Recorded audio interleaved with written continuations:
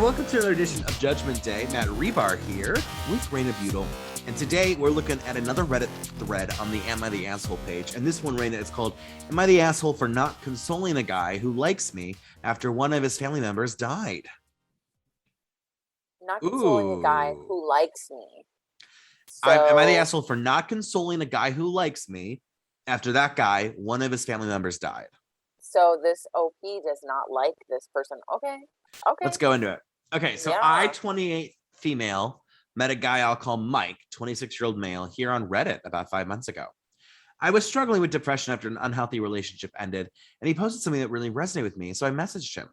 I thought it was going to be a one-time conversation, but he messaged me the next day, and we've been talking almost daily ever since. We actually live about 4 hours apart. He's very kind and patient with me, listens to me, and always asks about how my therapist and psychiatrist visits have been. We have a lot of common interests, and he says he's an introvert who finds it hard to open up to people, but he feels like he can trust me and is vulnerable with me. He carries a lot of baggage about his family, and I listen to him and give him advice as best I can. About 2 months into talking, he indicated that he was interested in dating me, but I told him I was not in the right state to date, and I asked to keep things platonic. He said he understood and wasn't in a hurry. I've always declined when he asked to talk to me via voice or video call because that's something I normally do with significant others or with family, and when he asked if he could send me flowers or gifts. Aside from an incident last weekend where Mike drove to my city without telling me, hoping to meet me, he hasn't pushed the romantic topic. Flag. I knew it. I knew it when That to me speaks the most. You do not just drive to someone's city like, oh, I'm in your city with the intention. It's one thing to be like, hey, like there's an IKEA in your city and I need to go to IKEA. I'm going to be in your city. But that's different from like, I'm literally coming and like, I want to see you. So like make it happen. That is, I would not stand for that. You know how busy I am right now. I do not have time for that kind of shenanigans. You will be kicked to the curb. You may stay in the Hilton Inn down the street. I do not care. All right. Him driving to my city did bother me, but I never got to decide what to do about it. Move. Because I move, block him, ghost him. Because the next day, Mike sent me a message telling me that his brother died. I offered my condolences and said that I was there if he needed someone to listen to him. He said he needed time to process what happened and didn't talk to me for 5 days. I sent him a couple messages telling him it's all right to want to be alone, but to remember to take care of himself. Then last night, I got a message from him asking if we can meet up because he just wants to talk to someone in person about what happened. I didn't know what to do because I wanted to be there for him because I felt like I wasn't ready to meet with him in person, though. I can't even pinpoint why, but I just felt uncomfortable when I think about it. I told Mike that he could tell me what he wants to talk about in the messaging app where we usually talk. He said he understands if I don't want to meet him, but my answer made him feel like he didn't matter enough to me. So basically, it seems like he's trying to guilt trip her into meeting him, right? My sister said I'm the asshole for making Mike feel bad, knowing he was grieving the loss of his brother. She said that I could have done was to be there for him in person, since he had been there for me in these past months, and that if I can't be there for him at a time like this, and it's pointless to keep talking to him as a friend because I'm not being a friend. I want to be there for Mike, but unfortunately I can't be for him in the capacity that he wants me to. Honestly, because I don't feel strongly enough for him to disregard my personal feelings of discomfort about meeting him in person to console him at this time. So what do you think about this one? The average person who had like a Reddit stalker would block the person. So she's already doing him a lot by like keeping contact with him. I just am curious how deep her own dependence on him lies, because you know what I'm saying? Because when he was at the start of this, when you're saying, oh, he was asking about the therapy, I've never been to a therapist, but I know that's, obviously a very personal thing. And the reason that I don't go to therapy is because I don't feel like I could open up to someone like that completely. Like I'm not potentially ready for that. So having someone ask you about your therapy visits, that was a huge red flag to me. He wants to be very involved in like the mental end of this. Like it's like manipulation-y type of thing. Like, I don't know. I think if someone's pressured to talk about that from the get-go, that's really weird. That seems like controlling behavior to me. Yeah. Do you kind of see what I mean by that? Like, I think they were both I think they were both in a place where like she needed someone and I think he needed someone. She needed someone to listen or to rely on emotionally, and he kind of wanted like this relationship or someone to care about. Yeah. Okay. And I do think she needs to reinforce her boundaries and say, I'm not looking to date. I'm not looking for that. And you just have to respect that. And I think, I don't know. She knows that he likes her, right? It seems like she's aware of that. And so I guess my concern would be like, this guy likes you. He came to your city unannounced, right? He keeps wanting to see you.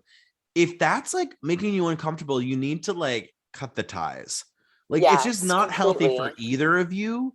And I'm not blaming her. I think this is really difficult because like there are plenty of times I've talked to someone who like I like, but I didn't like enough to have like a commitment in terms of like, let's hang out or like, let's, be more, right? So like, I get that. I get where she's coming from, but like, I think she needs to either really lay down the hammer with him or she needs to just kind of like be like, hey, I think we want different things. We need to take a break and you need to move on, talk to some other people. I need this time. If I'm not ready, I just can't deal with it. It is kind of weird though. They've been talking for 5 months. Like what is stopping her from seeing him? And I'm not saying that she has to. I mean, she has all the right to be like, I don't want to see him. Right. But what's going on there that she's not comfortable seeing him? Is that a reaction to something else? Like, I don't know. That to me feels pretty excessive. I don't know. What do you think? I mean, I've met up with internet friends, and sometimes it goes well.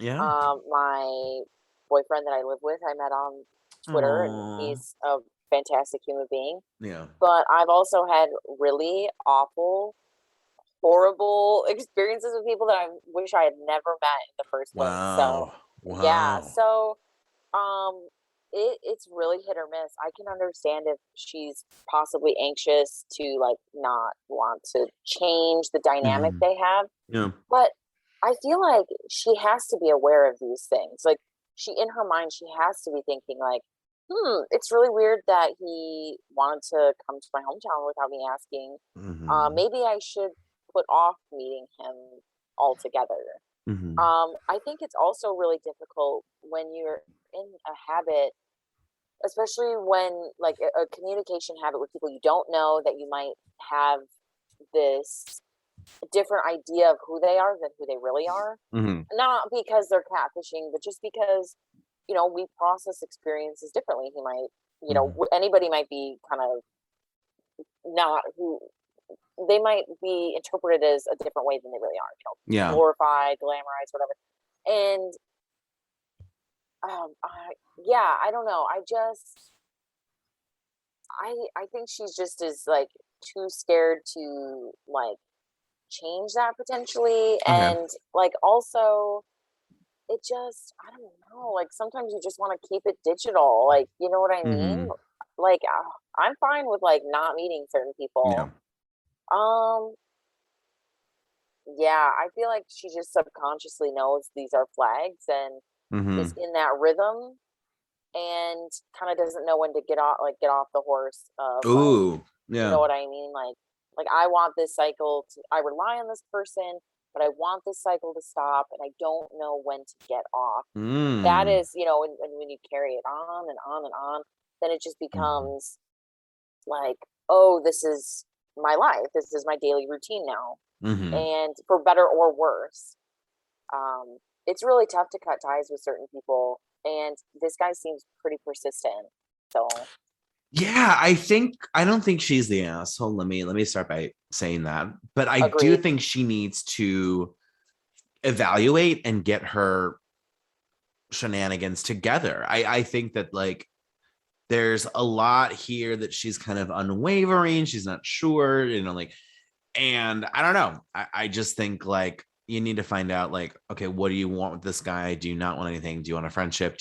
Are you interested in the romantic relationship, but just not ready for that? A lot of questions that I think she needs to answer and quickly, because I think that'll determine what she needs to do here. If this is someone that she does care about, then yeah, maybe, you know, call and maybe get to that stage, right, where you're calling, because it seems like they haven't even called or talked over the phone.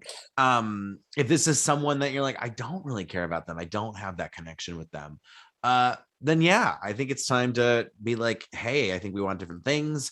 I Good luck, goodbye. Yeah. So yeah, I think that being said, I'm ready to cast a little judgment. I think not the asshole. But I need her to get some stuff going. I need her to like, find out what she wants to do and how to handle this, because I do think that like letting this go on longer than need to isn't fair to him, but also I think it would be good mentally for her, right? So that's kind of where I am. What about you? I don't feel like someone who doesn't have the emotional capacity or isn't like fully on board with someone, I don't feel like they have to change their emotional state to console someone else, just in Absolutely. general. And he's put so much pressure on her, and the sister did a very big disservice by saying that. Obviously she's really obviously the OP is very confused, and that's okay. But literally one of my thoughts, and I don't want to think the worst of people, but I even thought, like, is this brother even dead? I'm Oh. serious, you know what I mean? Like, we don't know. This guy traveled and, went past many basic boundaries as it is. I mean, she should at this point, but she shouldn't have to go so far to let this guy know, don't visit me. I don't want to talk to you on the phone. I like things as they are. And not the asshole whatsoever. Very Yeah. confused and like in a vulnerable state. Like, you don't have to do that. Yeah. And And don't do if it's fake. Yeah. and the more we talk, the more like it really has made me be like, yeah, you're right. Like this guy, like I want to give him the benefit of the doubt. I want to just think that he is this unrequested, like he just wants to be loved and she's not ready. But yeah, he's acting a little creepy. He's acting a little don't love that. So yeah, I think We don't love that. yeah, don't love that. So I think you're right. I think it's time to move on.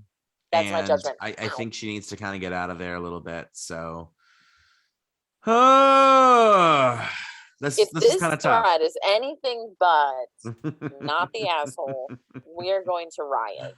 Well, I got some good news for you. She's not the asshole according to the thread. Okay. This top comment, I think, probably does a better job than we did just now, but I guess it's not the asshole. Sorry, this guy's pushing things despite what you saying you're not interested. That's why you feel weird about it. Driving to your city without telling you and hoping to meet you is creepy. Do not do things that make you feel uncomfortable, even to console a friend going through a big family death.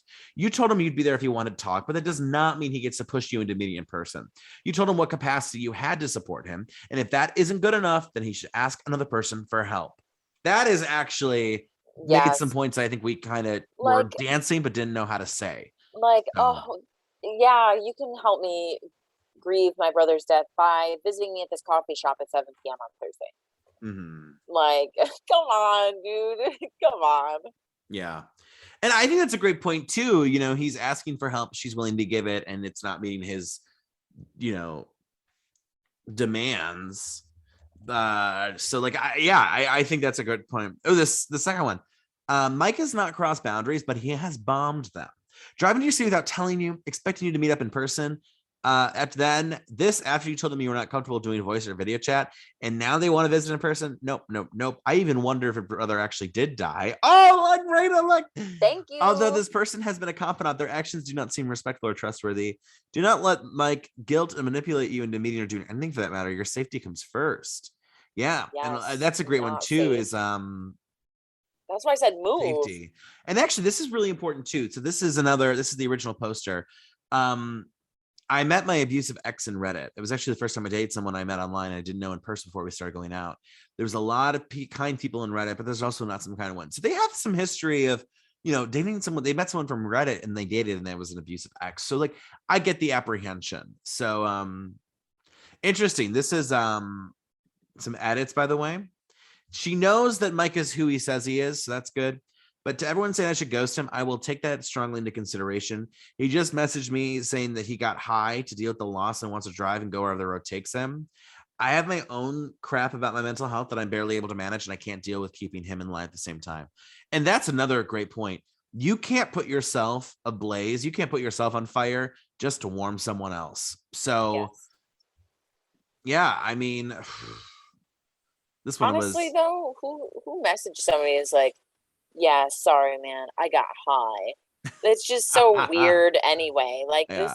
this is all like, I feel like this is very like dramatic behavior now. We're getting Yeah. into the like that now she's expected to be like, what are you doing? Like, you're harming yourself.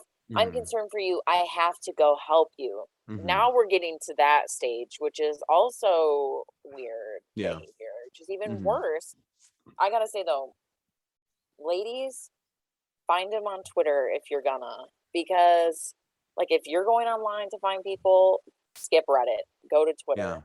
You can get a really good, the jokes, the comedy, you Mm. know, you get a really good like bite-sized thing. 140 characters or less. If they can get their point across in that, they're keepers. Points were made, Raina. Points were made. All right. Well, thanks for joining us for another Judgment Day. We'll see you next time. Until then, au revoir. Peace out. Judgment Day is a podcast by Starvolt Studios. Judgment Day is executively produced by Matt Rebar, Logan Molnar, and Raina Butel. For more awesome content, just go to starvoltstudios.com or on their Facebook, Instagram, or Twitter page.